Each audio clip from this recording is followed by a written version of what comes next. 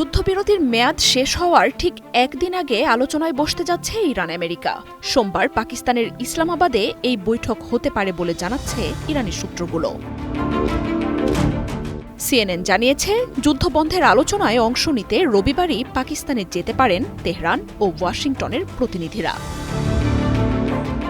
এদিকে শুক্রবার রাতভর ইরান বিষয়ে সামাজিক ও গণমাধ্যমগুলোতে একের পর এক বার্তা দিয়েছেন আমেরিকার প্রেসিডেন্ট ডোনাল্ড ট্রাম্প। ট্রুথ সোশ্যালের এক পোস্টে তিনি দাবি করেন, হরমুজ প্রণালী আর কখনোই বন্ধ করবে না ইরান, যদিও ইরানের জলসীমায় অবরোধ বহাল থাকবে বলে জানান এই নেতা। বাংলাদেশে এলো এই প্রথম টাচলেস আরএকে সেন্সেশন ওয়াটার ক্লোজেট।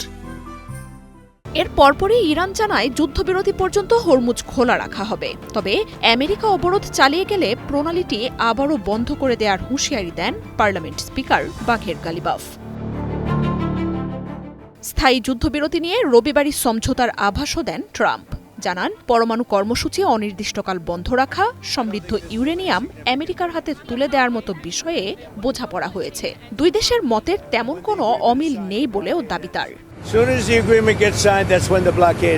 তবে আমেরিকার প্রেসিডেন্টের এসব দাবি প্রায় সাথে সাথেই নাকচ করে দিয়েছে ইরান।